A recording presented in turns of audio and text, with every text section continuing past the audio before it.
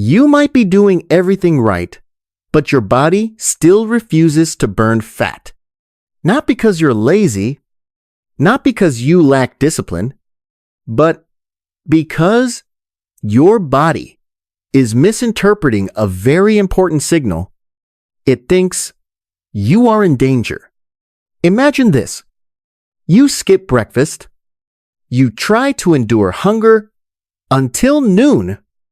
You watch the clock, hour by hour, and believe your body is burning fat. You've read enough about fasting. You know insulin has to drop.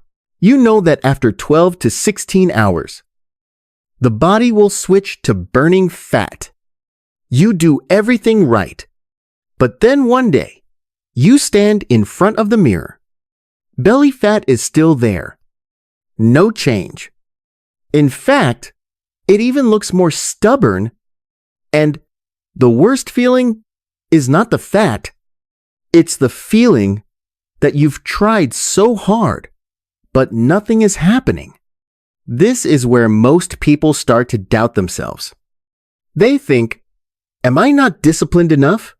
Did I eat something wrong? Am I just not suited for fasting? But the truth is, the problem is not you. The problem lies in a biological mechanism that most fasting methods out there never clearly explain. Your body does not have just one fat-burning switch. It has two. One is related to insulin, something you've heard about a lot. But the other one is what actually decides everything. It is your nervous system state. Are you in safety mode or survival mode? When you are in a state of safety, your body is very generous. It is willing to release fat repair cells, rebuild energy. But when you fall into survival mode, everything reverses. Your body will hold tightly onto energy, reduce fat burning, and prioritize survival over optimizing your physique. And this is the point most people don't realize. You might be fasting, but your body is reacting as if you are being chased. Not because you are doing it wrong, but because your nervous system is sending the wrong signal. So in this video, I will not tell you how long you should fast. I will show you why the same method works very fast for some people, while others see no change at all. 3 biological mistakes that turn fasting into a fat-holding trap. And most importantly, how to finally get your body to let go of the fat you've been trying to lose. Because once you understand this, you will realize you don't need to try harder. You just need to send the right signal. So let's start from the foundation that most people think they understand, but in reality have only scratched the surface. Fasting works, that is true, but it only works when a sequence of biological signals happens in the correct order. When you stop eating, the first thing that happens is not instant fat burning. Your body is simply lowering insulin. Insulin is like a lock. When it is high, energy inside fat cells is tightly held. You may feel hungry. You may feel tired, but you cannot access that fat. Only when insulin drops low enough does an important enzyme get activated. The enzyme responsible for unlocking that energy storage. At that point, fatty acids begin to be released into the bloodstream. The liver converts them into ketones, and your body enters the state people often call fat burning mode. This is why, after about 12 to 16 hours of fasting, many people start to feel different. Their mind becomes clearer. Energy becomes more stable. Hunger is no longer as intense as before. Biologically, this is a very clean state. But this is only half of the system, because alongside insulin, there is always another hormone monitoring the entire internal environment of your body. It does not care how long you have been fasting. It does not care that you are trying to lose weight. It only cares about one thing: are you safe or not? That hormone is cortisol. If insulin is the lock on fat cells, then cortisol is the alarm system. When cortisol is low, the body understands that everything is stable.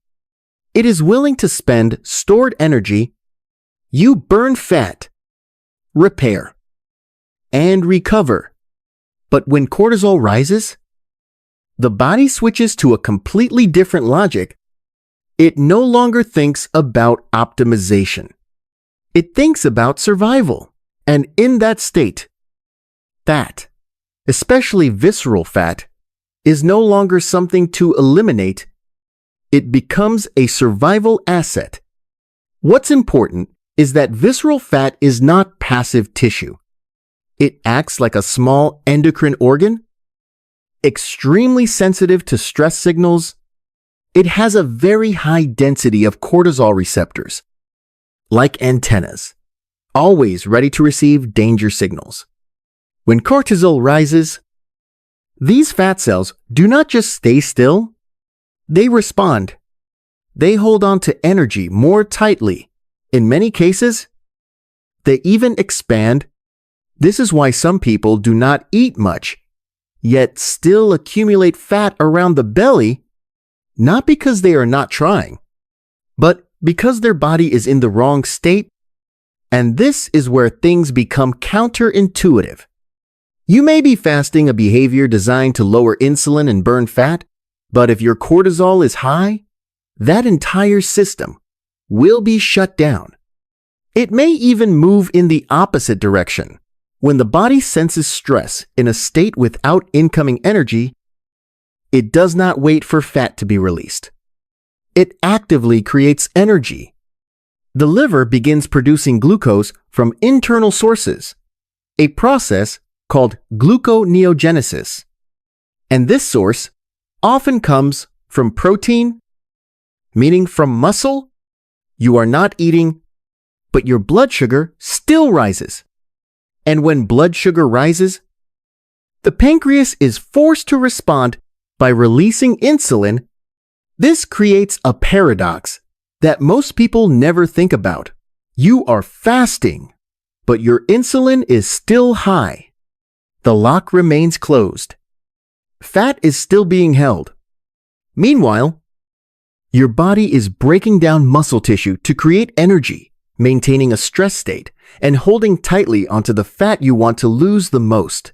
This is no longer a matter of what to eat or how long to fast. This is a hormonal conflict. And if you do not resolve the cortisol side, you can repeat fasting hundreds of times. The results will not change. And once you understand this mechanism, something starts to become clearer. The problem is not that fasting is wrong. The problem is that the way you are applying it is unintentionally triggering exactly what you are trying to avoid.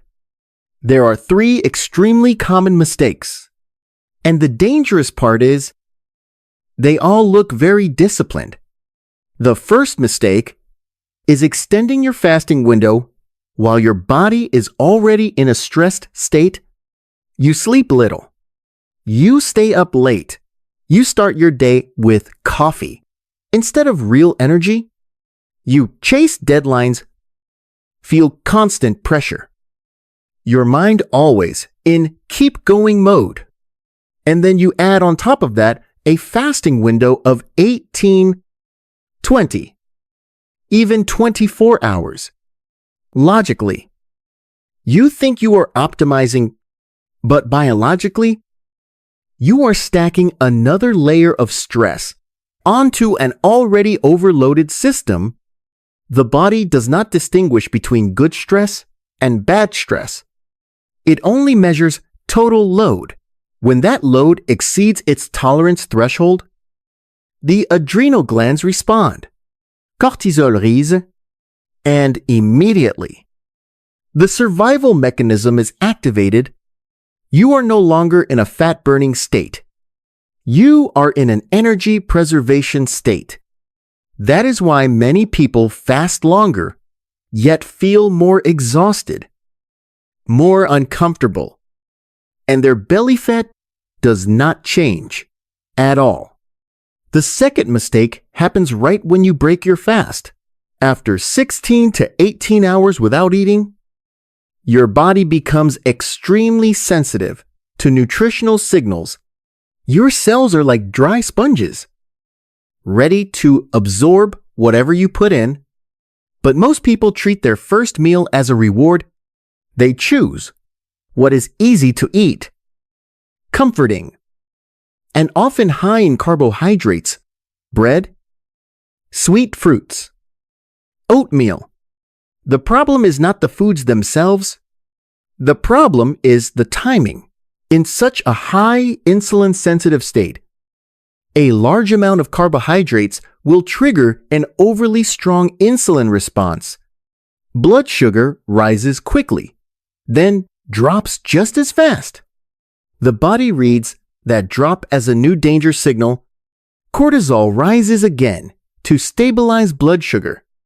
You spent 18 hours creating a fat-burning environment, and in just one meal, you disrupt that entire signal, not because you ate too much, but because you sent the wrong message.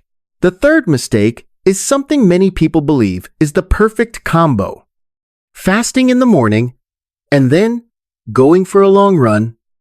In theory, you are combining two fat-burning strategies, but in reality, you are combining two stress signals.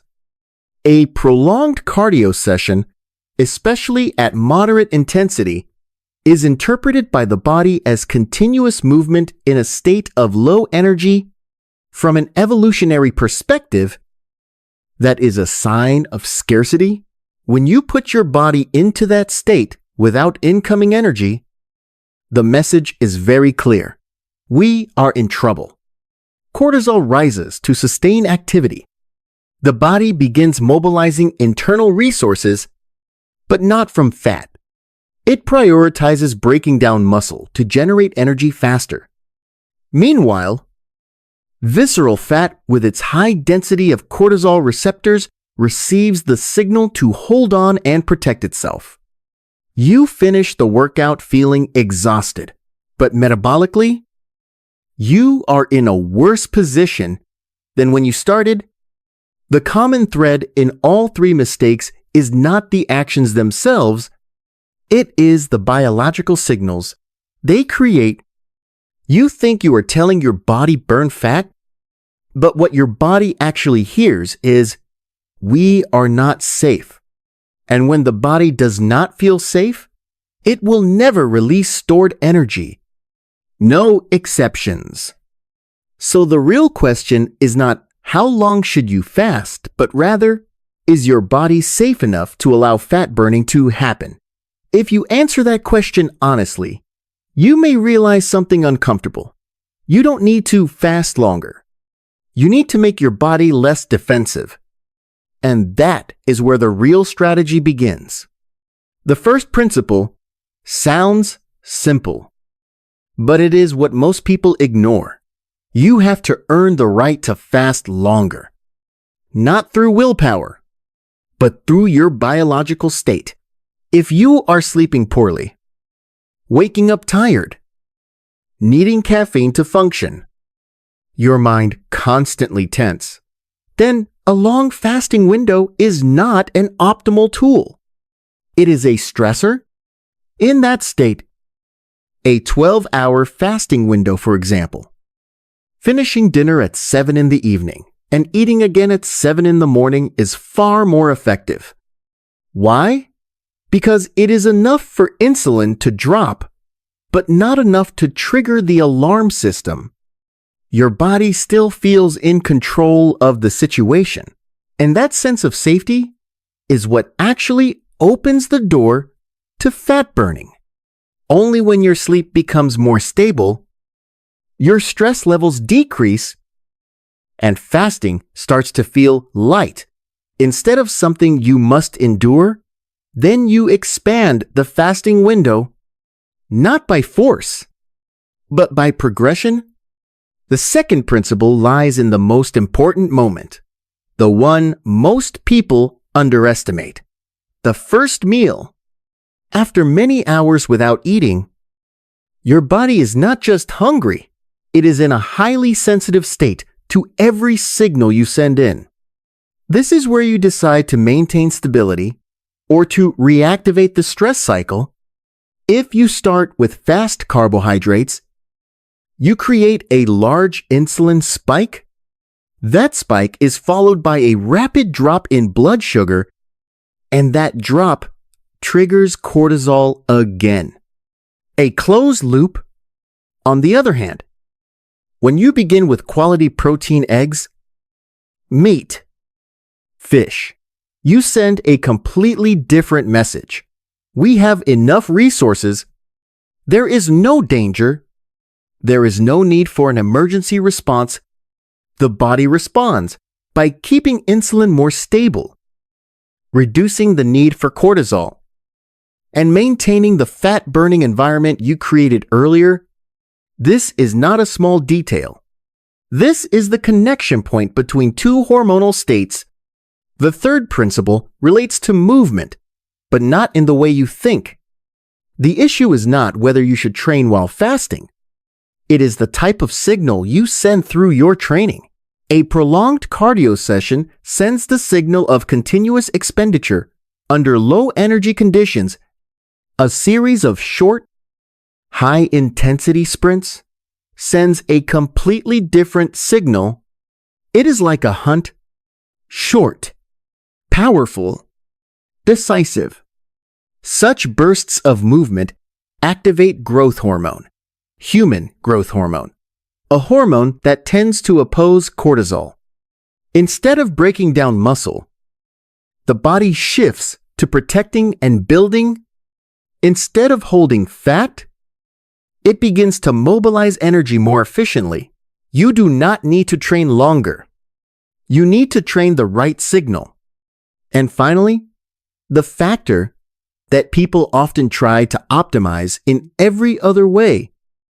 Instead of addressing directly sleep, this is not just a time for rest. This is the only period in the day when cortisol naturally drops to its lowest level. At the same time, this is also when growth hormone reaches its peak.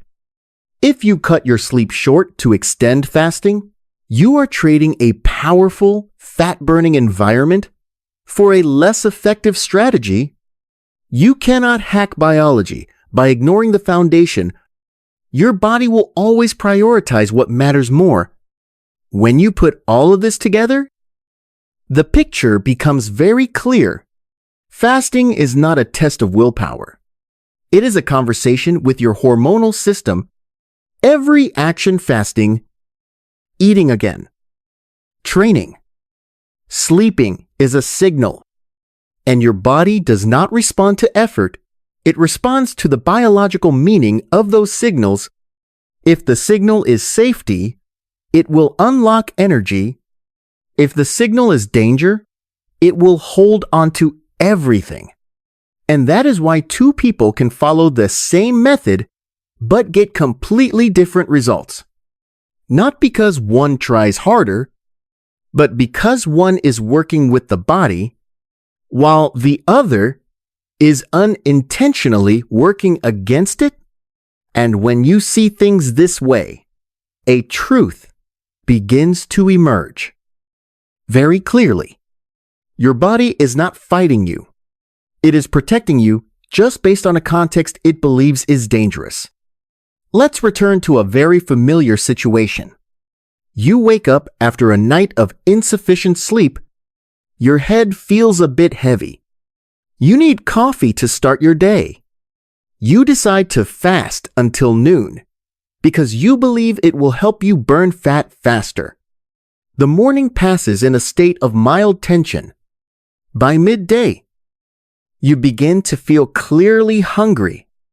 Your mind is no longer as sharp as before.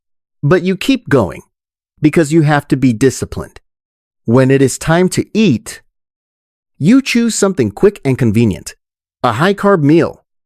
About an hour later, your energy crashes. You feel tired, irritable, unable to focus, and in the afternoon, you need more coffee again. From the outside, you have done everything right. Fasting, controlling intake, trying to stay consistent. But from inside your body, the signal chain is completely different. Lack of sleep cortisol rises. Fasting under stress. Cortisol rises further. Eating carbs after fasting insulin spikes. Blood sugar drops. Cortisol rises again. A closed loop. At no point does your body truly feel safe. At no point is the system released to burn fat. You did not fail. You are just repeating a signal pattern that forces your body to stay defensive. This is the point that most fat loss strategies ignore. They focus on behavior, what to eat, how long to fast, how much to train, but your body does not read behavior.